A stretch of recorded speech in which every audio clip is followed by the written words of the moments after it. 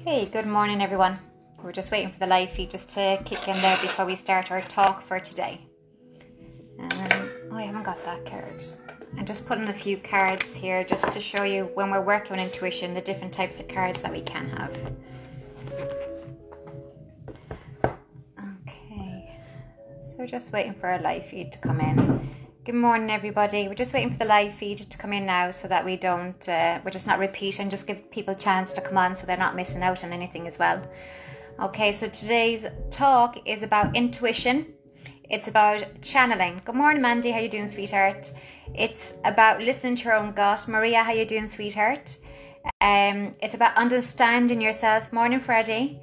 It's about understanding yourself as the intuitive, or you know, the medium or the psychic. Hi Ona, how you doing love? It's really about helping you to understand how to work. I have to turn the music down. Normally if I'm working or teaching spiritually, or if I'm working with somebody, morning Mike, if I'm working with somebody, morning Laura, in terms of spirituality, your senses get heightened. So for me, if I'm doing a reading for somebody and they have abilities, I always have to turn the music down, because the music with the heightened senses are just a little bit too much. Okay, so what we're going to be doing today is, first of all, talking about the intuition. We're talking about you as an intuitive. We're talking about you as a channeler. Now, I've started to use the word channeler now more than using the psychic or the medium. Okay, so especially when I'm teaching the online psychic circle. We have now stopped calling ourselves the psychic, and we've stopped calling ourselves the medium. Morning everyone. The reason I do that is because, and the reason I've been given that is because sometimes when we call ourselves psychic, we're giving ourselves the title, okay? And the title then hinders us from doing anything else, because we think by calling ourselves the psychic, that's all we can do.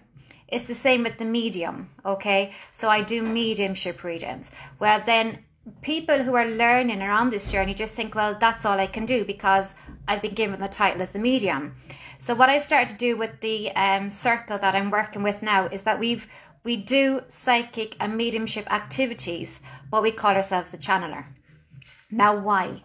The reason we call ourselves a channeler is because when you say channel, we are actually taking away putting ourselves in the boxes, and we're opening ourselves up to knowing that as a channeler, we can do anything and access information from anywhere. So we can access spiritual art, we can access guidance, we can access counseling, we can access inspirational talking, and we can access, there's loads you can access. We can access trance, different types of spiritual work. We can access writing, so channeling through writing, so books, cards, everything, the creative side. So if you're in this journey and you're starting off, try not to give yourself a title and just see yourself as a channeler. Because the thing is, everything that we do, whether we're doing readings for people or mediumship readings for people, we're actually the channeler. We channel it from our higher source in ourselves. And that's basically where the information comes from. We're channeling from a higher source than ourselves. So what we're going to talk about is, first of all, how to do this. And secondly, about you as an individual, because the thing is, when people are working in this area line of work and we're on teachings, people intend to try to be the same as everybody else, and you can't, okay? So this is really the first most important thing. You cannot be the same as everybody else, because your experiences, the way that you channel, the team that you work with, the intuition that you have is really, really different and unique. Hi Meg, how you doing? Oh, you're welcome. So yeah, Meg and I started off, I trained Meg, and she's on her amazing journey now. She's fantastic. So what people intend to do when we're on this journey is that we intend to try to fit into the boxes of the teachers that teach us, okay? But you have to remember, what I tell you today is my own experience, the experience that I've been given by my spiritual team, but also the experience that I have learned along the way, okay? And it has had its hardships, it has had its hurdles, and it definitely has not been easy.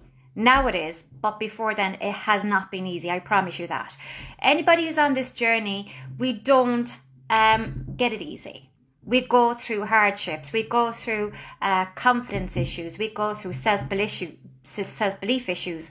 We go through looking for that love from somebody. We go through walking away from situations when we're standing our ground.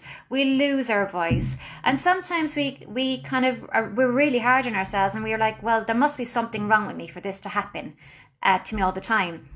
And like, the one thing I'd say about my own life is colourful. That's the only word I can.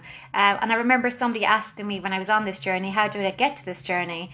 And I just couldn't give them one explanation, because it was being so crappy and it was so horrendous. It just wasn't okay to turn around and say, well, this happened and that happened. And sometimes I sat down and there was other people and I was like, why is their life so much easier than mine? Why is mine be so hard?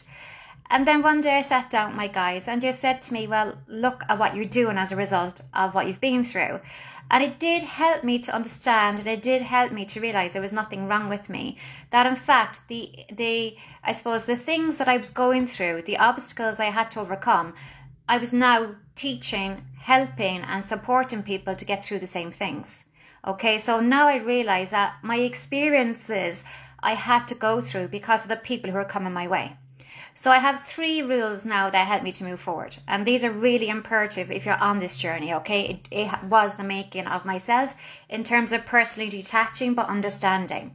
So the first one was, why is it happening? So is there something in my life that I need to change, okay? The second one is, what do I need to overcome? So is there a personal journey within that I need to overcome something? And the last one is it, if I don't feel I have a personal attachment to it, and now I'm starting to realise if I'm personally attached or not personally attached to it, so I'm not emotionally attached to it, or I feel this isn't for me, then I know I need to get through it, because somebody down the line, whenever that is going to come to me for that specific purpose, and I need to get through it to help them how to overcome it, how to understand it, but most importantly, to help them to know that they can change it. Okay? Now, as the intuitive, like I said, our paths can be more difficult, but understanding why it is and understanding why we go through these things, it does make it easier to overcome and move forward. Okay? It makes our lives so much easier. Now, a part of that also is some people, it's like you feel you're different, you know, from a young age. I felt different. I don't know why I'm different. I don't fit in. What's wrong with me? That kind of thing. And there's nothing wrong with being different. We are told, or we feel in our lives, that we need to be a part of something and that we need to fit in. But as a spiritualist and as a person in this line of work, we don't really fit in completely. So we have to learn how to fit in with ourselves. And the most horrendous obstacle to overcome is the obstacle of our own personal development of who we are. Okay, and that's really hard, because when we come to this physical plane, as I call it, we have a vocation. Now, determining on our lives, and I do feel with the past generation, my generation and beyond that, okay, that we're in a generation whereby this was taboo. You don't do this, you don't see this, people be locked up from it as a result. But we're lucky now that the generation and the children who are coming through now are more spiritual, are safeguarded, because we're becoming more open, and we're teaching them now how to become open in who they are, but not to change for anybody else, but to be themselves. But when we were younger, when we tried to talk about our experiences, it's like you're going mad. No, I don't know what you're talking about. God, what's wrong with her? Do you know what's wrong with him even? So we didn't have that support now that the children our generation do. Okay, so we had to overcome that along our path. But also it was a very lonely path, and it can be a lonely path. Sometimes, you know, when we're on this journey, we talk about spiritual people. But the other thing that we have to learn when we do find our path and we do become involved in spiritual people who are supposed to be like-minded like ourselves, we actually find, not all of them, but quite a lot of them are out for themselves and their own ego. So when you just kind of start to feel a part of something and a part of people, you just kind of feel, you know, you've been let down by them, because aren't they supposed to be open-minded? Aren't they supposed to be work from their heart? And that's a hard lesson I found along the way, that not all spiritual people are spiritual in terms of looking out for themselves. They still want to take from yourself. So another lesson is to safeguard yourself around people, walk away from situations that don't suit you. The only way you're going to find yourself being content with yourself is by truly working with yourself. Okay, so that's the difficulty of starting on this journey. So it's the biggest hurdle you overcome. Then what you have to do from there on in, we go in to start picking on different cards. We be drawn to looking at spiritual people. So your soul is saying to you, come on, it's time now to start open that little bud and starting to direct you to people like myself on live feeds, or people who have spiritual interests, and you're like, what are they doing? How are they doing it? So you start to question yourself and wondering, why am I being drawn to these type of people? So then that's the start of your soul saying to yourself that now what you're doing is we're opening you up to show you what you're meant to do in this life. Okay? So you're starting to plant the seed. Your soul is starting to open up to show you where you're meant to be on your journey, but also to help you on your journey. And this is a very slow, steady pace. And like that, slow, steady is very important. So then what you do, you might start picking up some cards and you might start playing with them. Then you might start bringing on to some friends and start, God, you know, that really makes sense. And I was like, what's going on here? Do you know? I remember I got onto this journey when my stepdad passed away in 2011, and my mum wanted to go and do angels, and I was like, there's no way. I was petrified. I mean, I really was petrified of, don't know what I was petrified of, because I couldn't explain it, and nobody can explain it to me, but I was petrified. I couldn't go past graveyards. I used to run past them. Even if I was in the car, I'd have to put the pedal down and floor past graveyards. I was terrified of anything to do with this. But my mum needed it because my stepdad passed away. So I went on, I learned. So we learned how to do it, and I started seeing colours. Then one night I got leapfrogged in my bed, and I was just, do you know the leapfrog where you're bending down and somebody jumps over you, over your back? That happened to me in bed. I was like, I'm imagining this thing. And then another time I had a hair pulled out of my head, and it was, the pain of it was there for hours to say it wasn't my imagination. So anyway, that's how it started for me. I went on then to learn with angels, integrated energy therapy.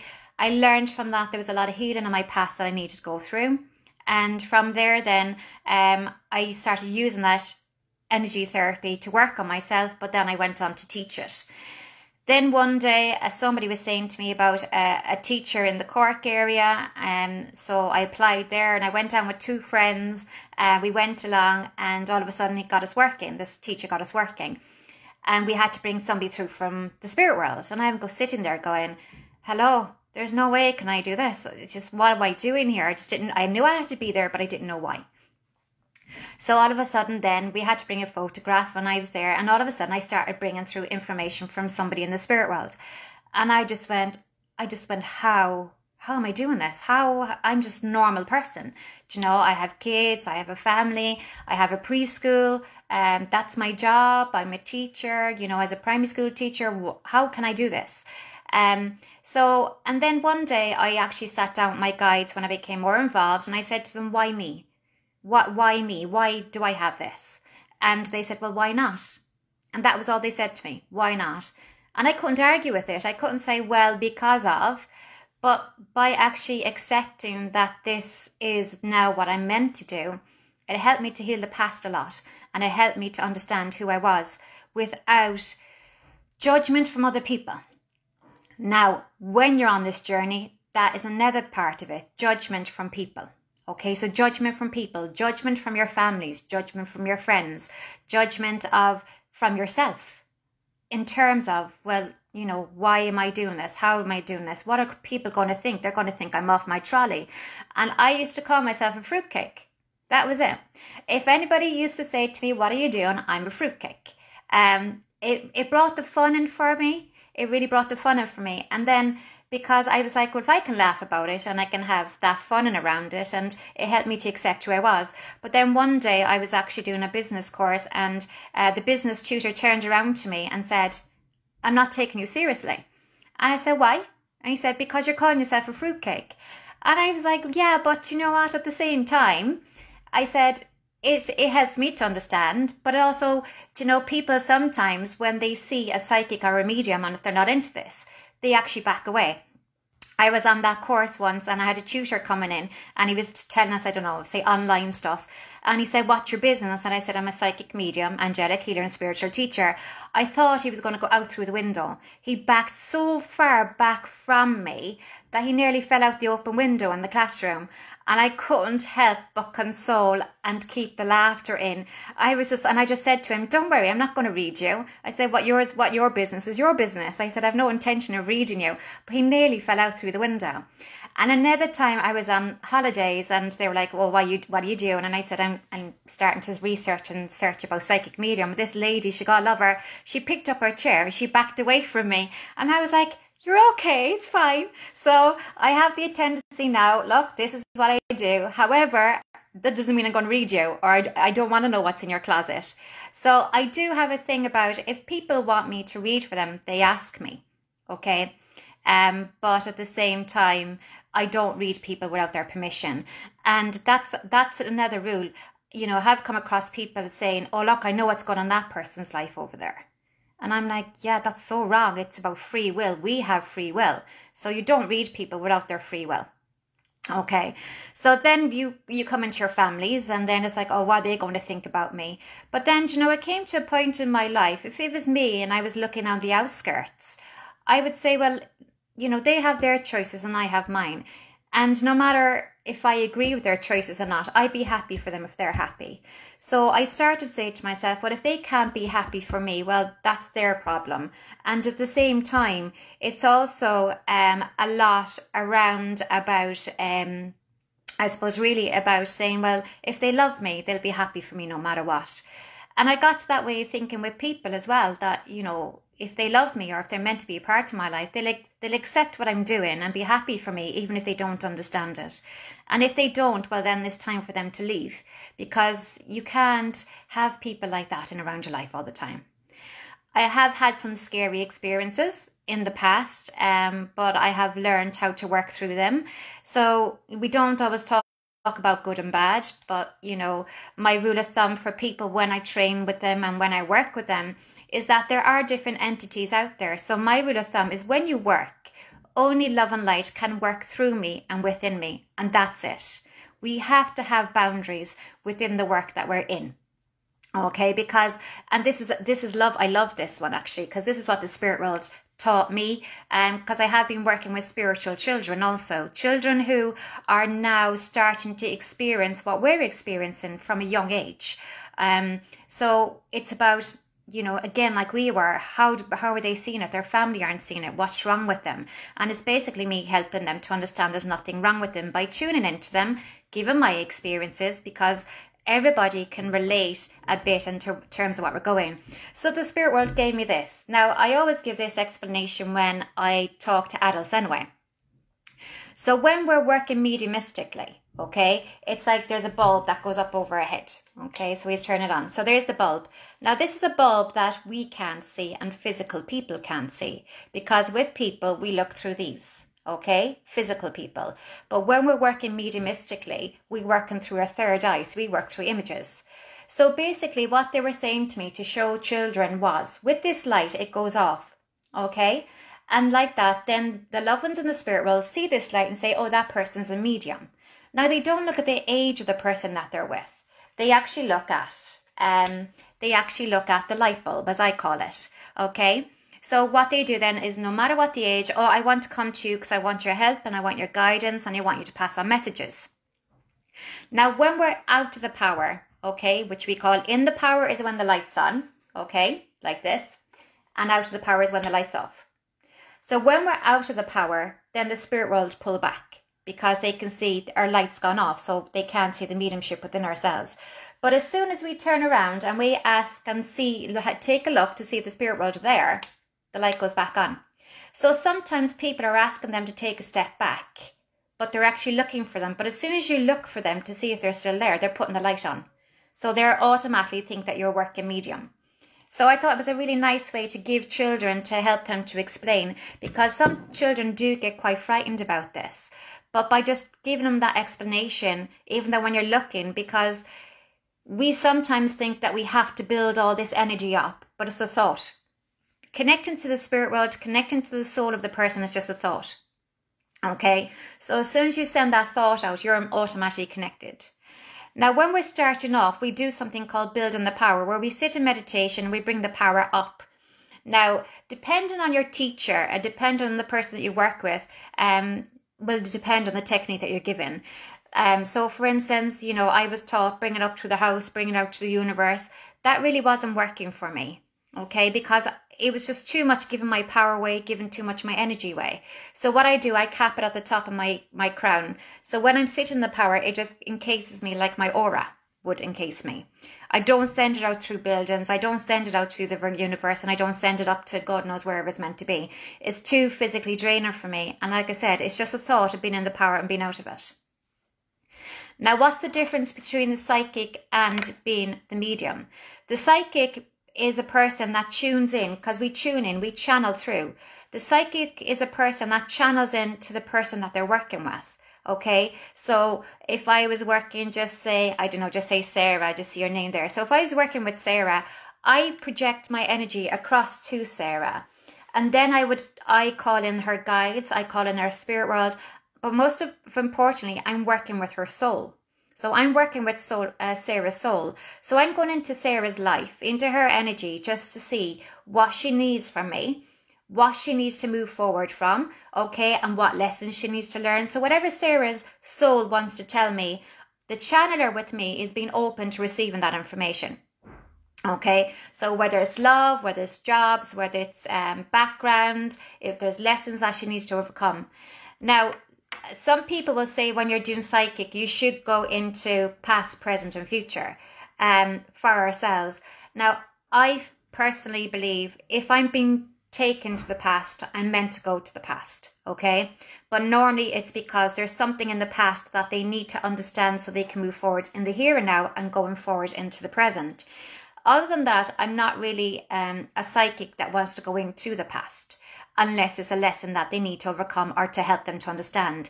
Because there's situations in our past that if you keep on being dragged up by people over and over again, how are you supposed to move on? Okay, so for me, if I'm meant to get something in the past, it's normally to help them to understand so they can move forward. Then it will naturally happen in around what's going around them now, but also an insight to what's going forward as well. Now, as you probably all know, there's a lot of pressure on ourselves as being psychic and mediums because they think we're fortune tellers. There's no such thing as fortune tellers. When we're working with a higher vibration, we can predict in terms of what comes forward for you. Okay. However, it is down to you. You have a choice within your own life. So if something isn't working for you and you decide to change that road, that reading with yourselves can change also. It may come back in later, or you may decide, well, that's not for me now anymore. So it's about you have a choice within your readings and a choice what you're doing. So again, it's explaining this to people. And what I found in my journey, the more honest you are with them, the more they'll appreciate it. Okay, we are not people that can fix things for others. We can give them the guidance to do it, but we can't fix them for others. So sometimes you may have somebody coming in and they might be, so if I do this, this is going to happen. So again, it's really down to that person in terms of your vocation, in terms of your determination, because we can't sit down and put our feet up and just expect everything to happen for us. We live in a physical world. So like physical people, we need to get out and we need to move forward with everything that's going on. We need to get out and we need to grasp things within our life. If we sit back and waiting for it, it's never going to happen, because we as a soul, we as a person are here to learn. And our vocation in life is to learn from experiences to take it forward. Okay. Then the mediumship is a little bit different. So the mediumship is where we actually project so when we're projecting our psychic, we're projecting it across the person. When we're bringing in the mediumship, we're actually bringing it up to the spirit world. So the spirit world have to lower the energy to meet ours. So we're actually bringing our abilities up to meet them. Okay, so that's what we're doing with mediumship. The difference between psychic and mediumship is the mediumship is talking about the person in the spirit world, bringing back evidence about them, and then also bringing back experiences or memories that they have. So it's talking about the person who's passed away. So psychic is about the person here and now, and mediumship is about the person who's passed away.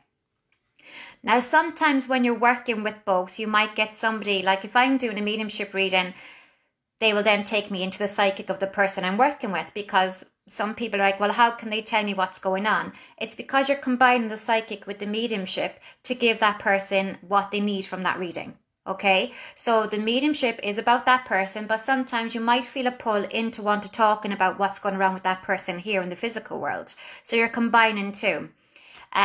Normally I would say to somebody, if they want a psychic reading, okay, and then at the end they want to touch into the mediumship, or they're not sure, they want a little bit of both, I'd always say go for the mediumship first, because the mediumship takes a bit longer. Okay, and then we'll tune into the psychic, because I don't like bringing, I always think of the medium, you know, your loved ones as being your loved ones. I think them as being my nan. So if somebody had done a psychic and then said, oh, you know, your mum's here or your dad's here, he died at 57, he's here from the spirit world, there you go, and then they're gone. It's like bringing somebody all the way down from the Northern Ireland all the way down to Cork and then saying hi, goodbye, and sending them back in the car and off they go again. Do you know? It takes a lot of time and effort for them to connect with us as it does to us. That's why I don't do live mediumship readings. If somebody comes in, I'll just say, look, and it's very rare, you know, somebody's just there to give you support. But, you know, I always say, well, if my nan drove all the way down from Northern Ireland down to me just to be sent back after 5 minutes, I wouldn't be very happy. But you're not doing that person justice. If that person was here in the spirit world, in the physical world, would you get them to drive that distance just to say hello to your friend and then send them back? You wouldn't, would you? You wouldn't have that disrespect. So it's having that respect when you bring somebody through from the spirit world as well. That's my opinion. That's what it feels for me to be right. Different mediums and different people might have different opinions, and that's okay too. Whatever works for them, that works for them. But this is my belief system. This is what I truly believe to be right for me. But it's also, it's how I'd love my loved ones to be treated as well if they came through. Okay. So again, with regards to that, when we're on this journey, the next hurdle we overcome is our belief, our self-belief and our trust in ourselves. And that is a killer. It is horrendous. It's really like, oh my God, we kick ourselves like a bucket around the room 150 times. Okay. So again, what I kind of teach to people as well, it's stop trying to analyze the information, because it's not your information to analyze. The only person who's going to know what you're giving, if it's right or if it's wrong, is the person that's receiving it, because it's not your information, it's not your life. So stop trying to interpret the information, because you're not going to be able to fit it with yourself, because it's not your life and it's not your information. Yes, sometimes when we are delivering information, we might find similarities between ourselves and between that person. And sometimes the spirit world and the soul will use some of our experiences to pass it on. It'll pass it on to them. Okay, so again, the biggest thing, the biggest hurdle when we get on this work is trust. And it always starts off a little bit by, first of all, you're going around the circles, you're going around that mulberry bush, and you're just like, oh God, keep going. I remember once when, and I still laugh about it to this day, when the spirit world said to me, and my guide said to me, trust in us. I said, I do trust in you. You know, I've been working with angels for quite some time. I do trust in you. And they said, right, okay. So they gave me a balloon. And I said, right, I'll show you I trust you. So I went, right. So I got my balloon. It was a red balloon on the top with a string. And I went like that, and I handed it up. I said, look, I trust you, take it. And so they took the balloon and said, let go of the string. And I said, what? And they said, let go of the string. I said, oh no, I'm not ready to let go of the string yet. So I started to realise maybe I didn't trust as much as I thought I had. Okay, because there was no way was I handing over the string. The string was still mine, but they can have the balloon, but the string was still mine. So again, it taught me, yeah, maybe I need to trust a little bit more. When I gave up my preschool, I suppose really, I kept seeing this big, it was the biggest piece of rope around my neck, and it was a loose. And I suppose in hindsight, yeah, I was getting messages it was time to go, but I just kept on trying to pull this rope. So I was fighting this rope around my neck. And anytime I was fighting it, there was somebody behind me tightening it even more.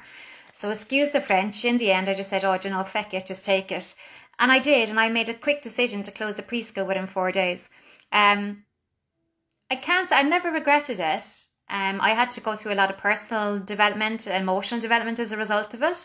Not as a result of that, I think it was a result of everything that happened in my life. So I did go through a big personal change, and that transition of who I was, what do I like, where do I fit in, you know. So I went through my big personal development when I did that. How people were treating you, how I allowed people to treat me, because, you know, people don't treat you badly unless you allow them to. So then I had to go through that development of, you know, I suppose apologizing to myself and saying it was okay, that I was okay for people to allow them, if I suppose for allowing them to treat me like that, because we have to forgive ourselves too, even if we don't know what we're doing it for. So I had to forgive myself in relationship to that, and just say, look, Mart, you know, you just did the best you could at any given time. And, you know, that's another thing I say. There's no book to this life. You just, choices you made, they could be right ones, they could be wrong ones, but you did what you could physically and mentally at that given time. So I did have to do a bit of healing on that. And then one day when my stepdad had passed away, I put all my stuff up in the attic. I wasn't working this anymore. It was only a hobby at the time, and I wasn't working this anymore. I said, forget it, I'm not doing it, you know. You're after taking somebody who meant a lot to me, and you've taken them away, and why am I getting all this all the time? And then one day my husband turned around, he said, I think you need to get the stuff back down the attic. And I said, no. And I just went to my guides, don't even think about it, because they say they work through others if you don't listen. And I just went, I firmly, lads, go away now, just leave me alone. Okay, but eventually I did, and then I got back on this path. In terms of how you work with your guides, I suppose it's up to you. In terms of how you work with your spiritual team, it's up to you.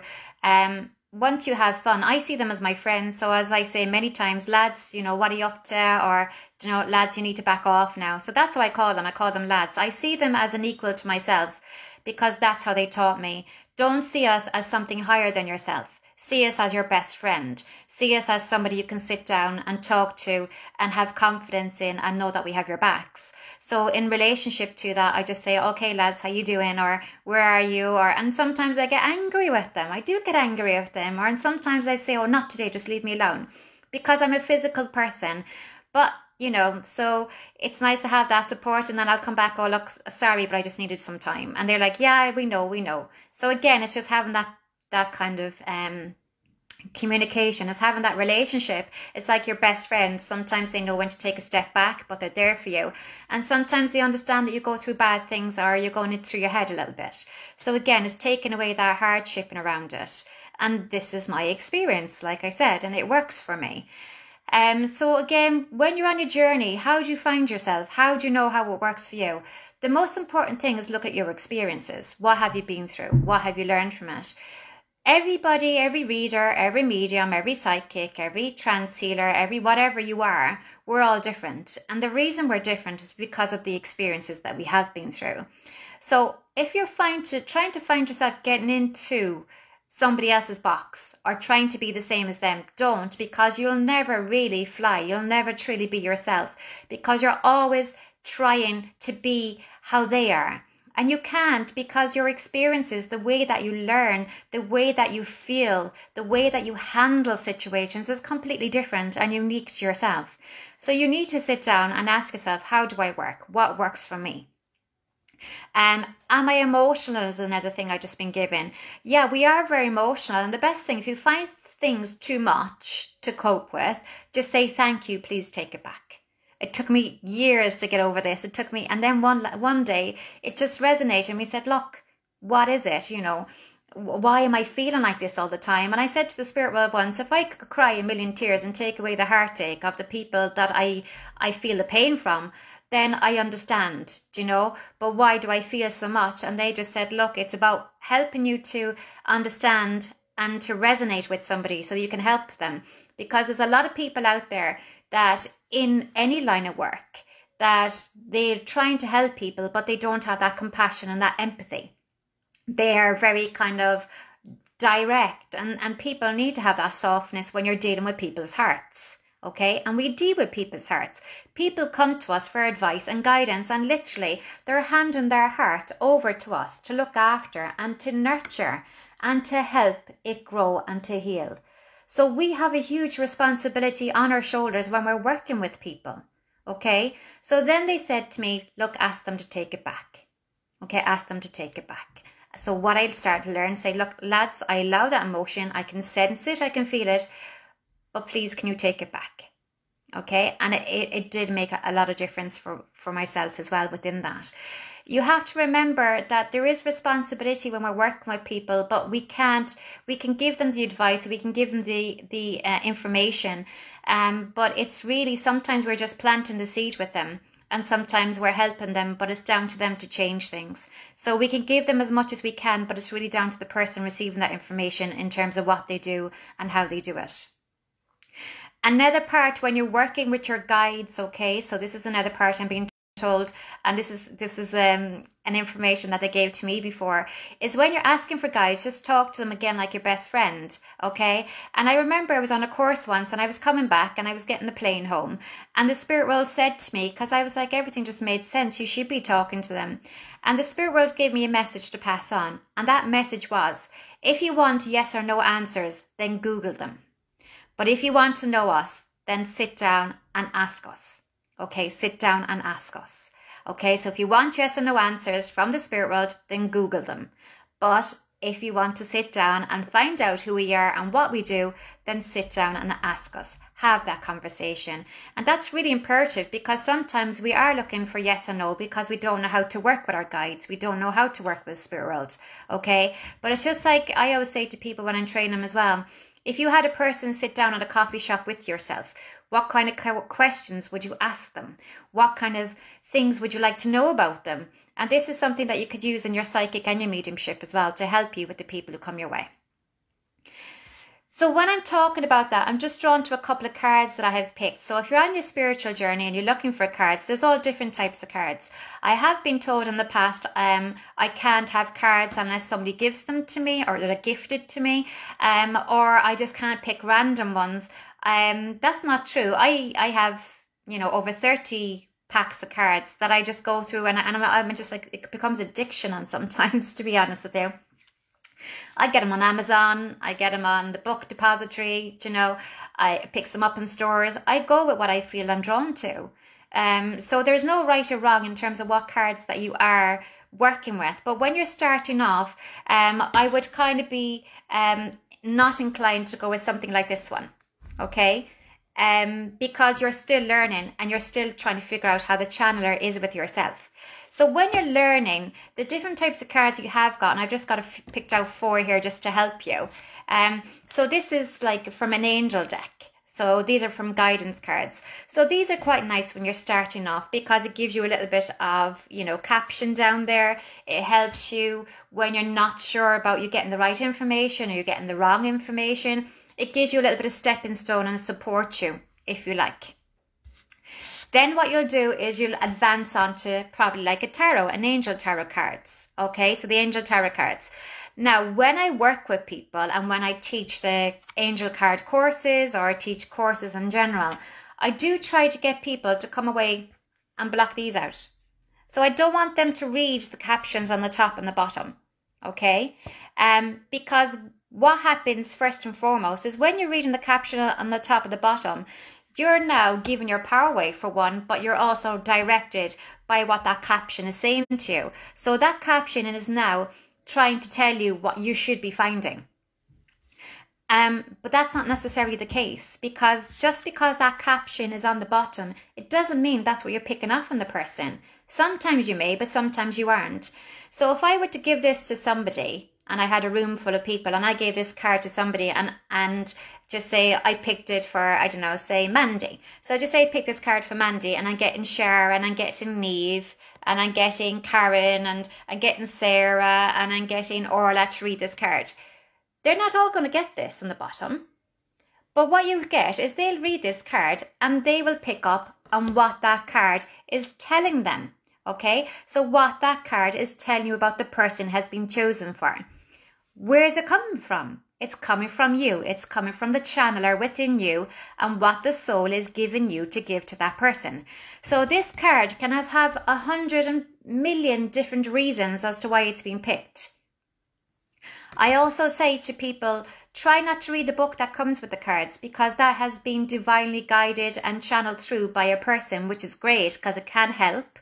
But But it can also, I found in my own experience, I found sometimes what I was getting from the card wasn't even on the caption, and wasn't even in the book. So I kind of learned not to use books, and I don't read books.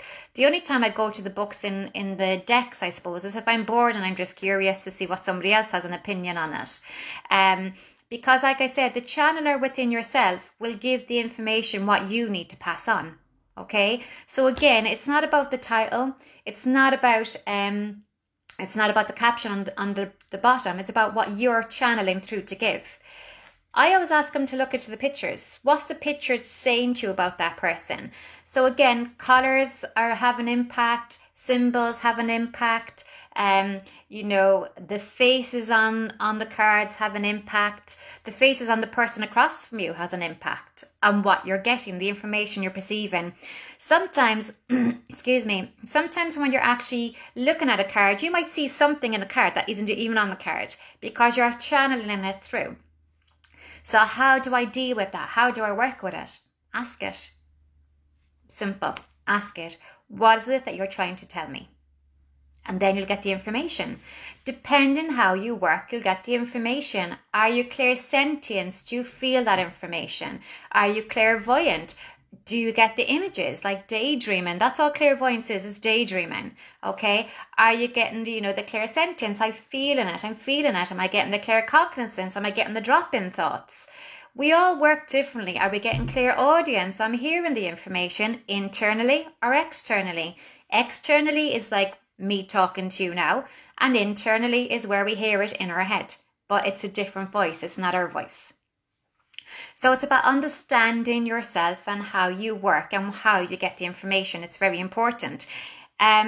Sometimes people will work from different clairs than they do for others. It doesn't mean that there's something wrong with you. It's just these are the clairs that are working with you at the moment, and eventually they'll all improve, they'll all evolve, and all of a sudden, before you know it, they'll all be working differently. So again, with regards to that, how does it work? So I would be very clairvoyant. A lot of my clairs are working now, to be honest. But when I was starting off, I had to come up and do a demonstration on a course. And I just didn't feel very, I kind of felt quite emotional that day. There was just a lot of energy and I just wasn't coping with that at the moment. Okay, so bear with me. Any people messaging you guys, just block them. They're scammers. I've just done one there. Okay, I've never blocked so many people as I have done on these live feeds, I swear. Anyway, so I got up and I used to work my clairvoyance, and I used to work a lot with my clairsentience. So my feelings and my images. Okay, yeah, I just got her there. Thanks, honey. So basically what I did when I got up, I was like, I can't do this. I can't actually work with that because I'm just too emotional. So what I ended up doing, unbeknownst to myself, was closing down my clairsentience. So closing down my feelings. And then when I did start working, I was still getting my clairvoyance, but then my claircognizance was coming in. So I was getting all the drop-in thoughts. And I was like, how am I doing this? Do you know how I didn't realize I was able to use that other clair? But because I was so used to the feelings and the visions, I suppose, really, that by taking away my clairsentience, I was a little bit vulnerable. But what happened? A different clair stepped in as well, and it was totally different. And I was like, actually, I can use that. I didn't realize that was there before. So they kick in and they move around when you least expect them. This is then just an angel tarot card. Okay, so the angel tarot cards. Oh, sorry, not angel. These are tarot cards. Is what I got now with these ones. So I'm kind of just started recently using the tarot. Took me a long time. I used to fight with them, to be honest with you. I didn't like the images on them. I have a Rider Waite pack. I'll never use them. They're on the shelf, but I know I'll never use them. Their images aren't for me. So again, it's what you're drawn to. So before I even got into the tarot, I really picked the images that I was drawn to. So again, it's just not about the deck. It's about the images as well. Okay, so what is it that you're drawn to about them? And sometimes you don't know where you're drawn to them. You don't know why you want them, but you'll just pick them up and eventually you'll just start using them. And then you'll just get bored of them, and then you'll put them back onto the shelf, and then you'll pick out a new pack. Sometimes people fight when they come to cards and they come to intuition as well, because sometimes they're like, oh, I was working with these, but why aren't I getting what the information isn't coming as vast from them now anymore. It's nothing that you're doing that's wrong. It's just because it's time to move on to a different deck or to move on to something different. Okay, so again, don't throw them away because you'll always come back to them. It's just showing you more complex packs that are out there, or decks. It's showing you how to work differently, but also it's kind of taking away that comfort blanket. Anything that you read from cards, you read naturally because you're an energy reader. We read energy. So we're a channeler, like I said. So we don't actually need cards. We don't need physical items to read from. Okay, because we channel it through. So just say, for instance, if this cup was given to me by somebody else, I could read from that cup because I'm reading the energy from it. If I had this light given to me by somebody, or they'd be holding on it, I can take it away and I can read their energy. Do you know? Because the thing is, what you're doing, you're picking up on the energy of the person, not the object. Okay, we use cards because people like to see physical. They like to see what you're talking about. They like to see, what's happening. And I suppose the real thing about this is, my example of this would be, once I was doing, I used to use the angel tarot cards, which were these ones, a long time ago. And I had a lady sit down beside me, and she's like, they're tarot. And I said, look, they're angel tarot cards. Okay, so right, away we go. So I started reading her and I started giving her the information, and she said, but I want the tarot cards. And I wasn't actually looking into, I didn't have them on the deck because I had got to this stage now. I was just reading energy. Okay. So what I said, that's fine. I said, but what I'm telling you will come in your cards. And she was adamant. So I said, okay. So we pulled the cards. I gave them to her. She shuffled. She picked the cards herself, put them down, and everything that came up in the cards was the information I already given her. So she was like, oh, okay, now I get it. So you have to realize that you don't need an object for you to channel. You don't need an object for you to read. It's just our comfort blanket. Sometimes it's nice just to use something different. The only things that I do not like, personally, I do not like, and this is my personal preference, a lot of people do use them. For me, it doesn't work as a pendulum. I'm too headstrong. And so I have had to learn that pendulums do not work for me. And I have seen it when I've asked a question with somebody else using a pendulum. I could see my energy in that pendulum. And I was like, it's not going to be the right answer. So after frustration and time, I've just let the pendulums go. They're just not for me. So some things will work for you and some things don't. So again, it's all about you. What works for you and what doesn't work for you. I'd be very cautious as well if you are using pendulums and things like that. Like I said, when you're sitting in the power and you're reading, only love and light can work through me and with me. Okay, it's really important that you have boundaries. Okay, it's very important that you have boundaries. Okay, it's also very important if the spirit world are becoming too assistant with yourself.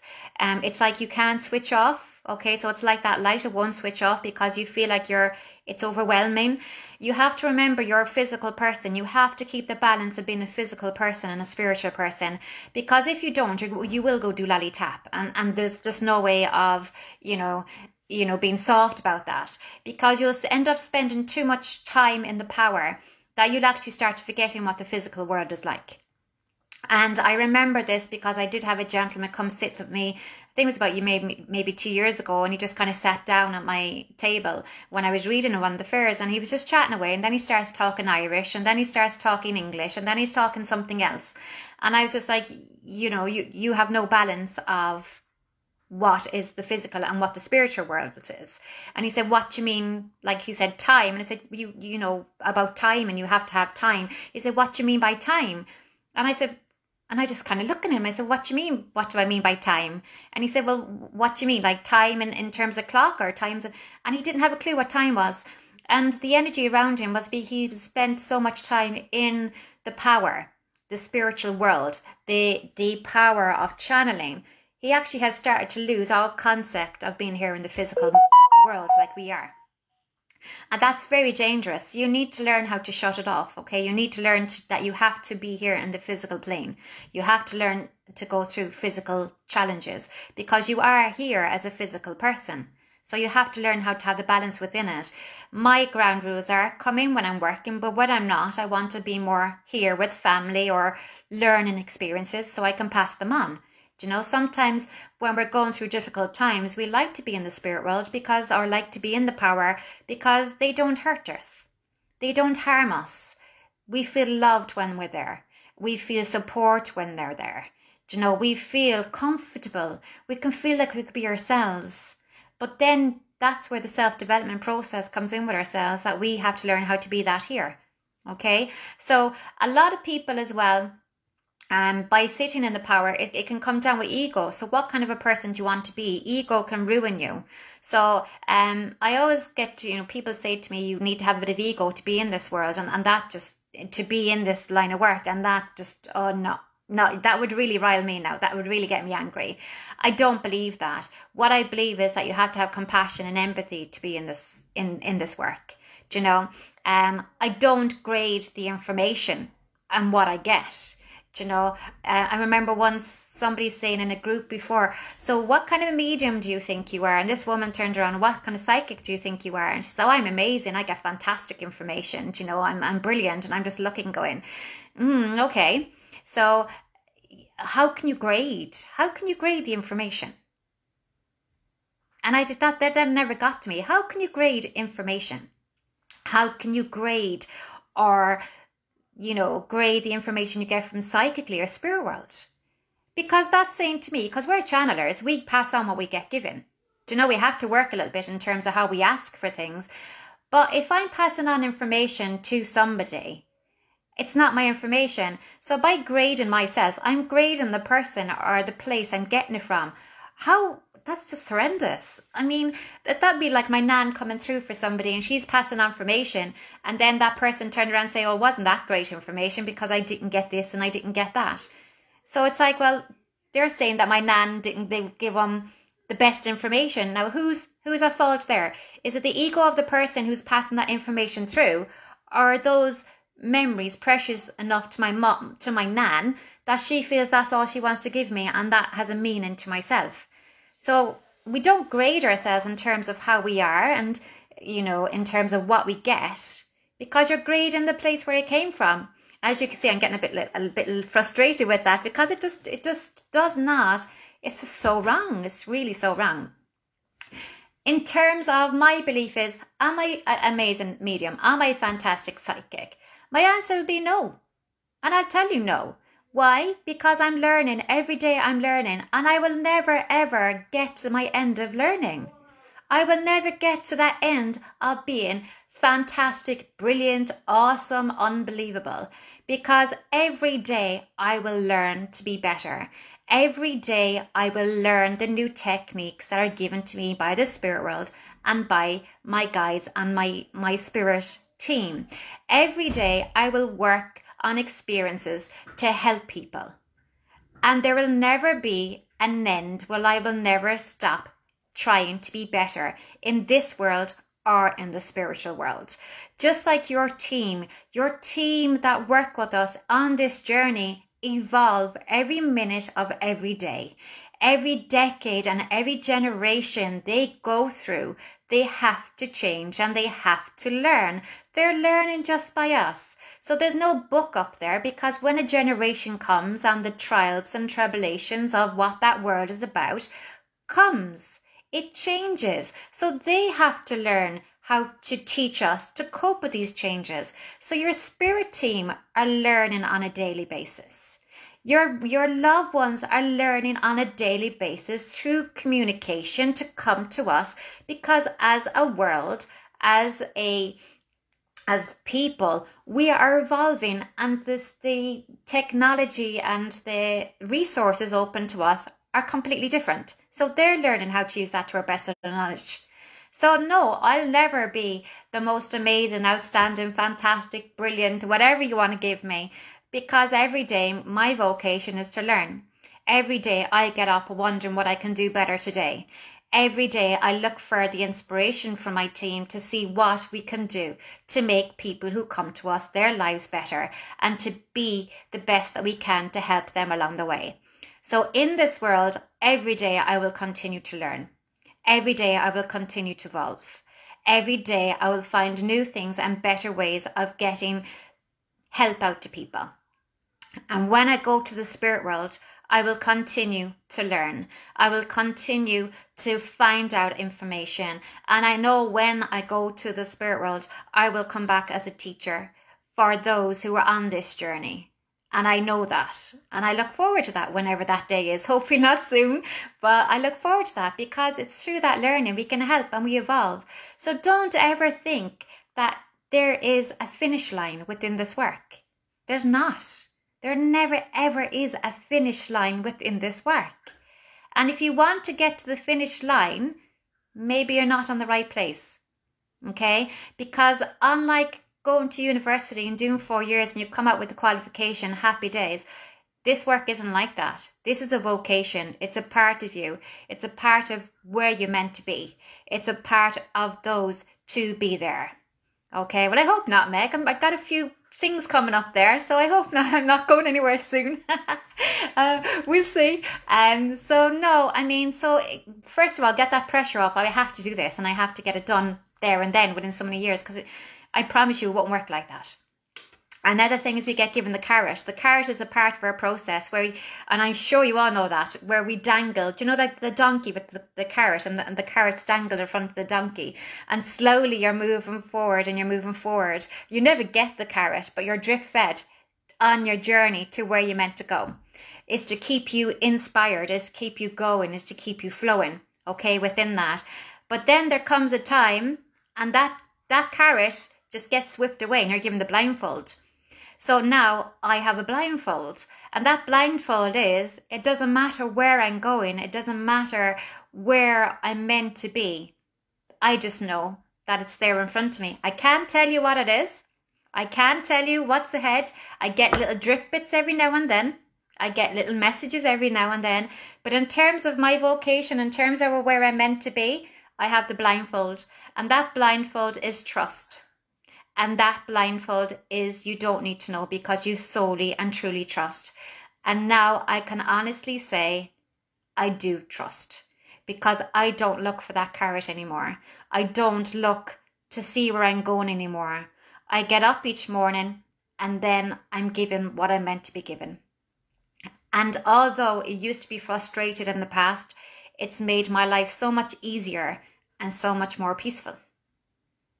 And that in itself is a blessing. I don't worry about finances anymore because I know the finances come in. I don't worry about things I used to get involved in or try to fix anymore because I know there's a purpose and there's a reason for it. And it may not be my purpose or my reason or my lesson, but I've learned it's the purpose and the lesson of those that need to go through it. All I can do is stand back and support.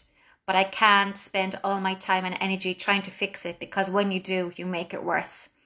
So you also have to trust and believe that those around you that you love, if they're going through something, that there's a purpose for it. And sometimes that's hard because we never understand that purpose. But also sometimes we need to stop finding or trying to figure out the purpose and just believe in it and just trust that everything has an outcome. And there's nothing we can do because we can't control it anyway. So that's it, guys. Does anybody have any questions and around that? It's quite a long-winded. I wasn't expected to be on for so long, but look, it's obviously what the guys and it's obviously what ye all needed to hear. So I'm all up for that too. If it's helped you in any shape or form or helped you understand that you're not alone on this journey, well, it's part and parcel, isn't it? It's about, you know, you don't have to be by yourself, and there are good people out there. Like I said, there are good spiritual people out there, and it's very rare to find them. But there's also, you know, spiritual people out there that aren't great either. So it's about understanding too. But in terms of yourself, just listen to yourself, listen to your guides, you know. Try not to be so hard on yourself. And I know that's quite hard because it is hard. I can, you know, I'm really kind of getting into that core now of saying, yeah, I can actually trust and I can actually let go. But that journey to get into that stage is tough. Okay, so I hope you got something from it. I hope it's helped you in some shape or form. And again, if you have any questions, if you don't want to put in live, give me a PM. You know, I'm here to help you. I'm here to, you know, to let you know that it is easy. It's not difficult, but it is easier and it does get easier. Okay, so again, if you have no questions. Oh, Kennard, sweetheart, we don't do scammers on here. Good luck.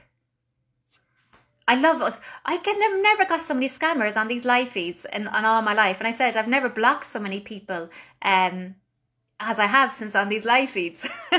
I'm starting to turn into a terrible person. Okay, thanks, Meg. Thank you. Thanks, everybody. It's really nice. And look, I just hope that you get something from it. But please, don't put yourself in a box, okay? Coletta, come here. My family thought I was off my trolley. Off my trolley, totally like. But it is disheartening. But I suppose sometimes we need to pull back and just say, if the shoe was on the other foot, would I be like that? And sometimes you need to say, look, you may not understand. I don't understand. But however, it's just where I'm meant to be at that moment. And if I'm happy, then you need to be happy for me. And that takes time too, sweetheart, you know. But like I said, I'm kind of getting used to the fact that I do things differently. I'm getting used to the fact this is what I is. And so my children, I suppose the biggest thing for me is my children, I suppose, really, and how it affected them, their mum doing this work. And I remember it was said to me before about, one of my children had said, oh, your mum's a fruitcake, you know, by a relative, you know. And he was just like, oh, don't worry about it, you know, because I was doing that. And I wasn't worried about it, but you don't, I suppose it's different when your kids are being told that, isn't it? But it also taught me, if my children can support me, my husband can support me, and my family can support me, then that's it. But it did take time to get there. And like even my young kids now are like, oh, look, Mum, there's orbs flying around the place. Or, do you know, there's an angel in the sky. Or one of them talks to his Nana Pool. I was speaking to Nana Pool the other day, or Nana Pool's in the sky. Do you know, she passed away last year. So by being open with people and being who you are, it does make things easier. But you'll know then the people not to talk to as well. So you learn. Okay, guys, so I'm definitely going this time because I'm back on in a half hour for live reading. So I'll see you then. I'm going to go grab a cup of tea. Take care. Like I said, if you have any messages, give me a shout. Like, don't go through this by yourself because you're not. And like I said, there's people out there who've been through it. And there's always something that'll come along your way. Okay, so take care. Bye.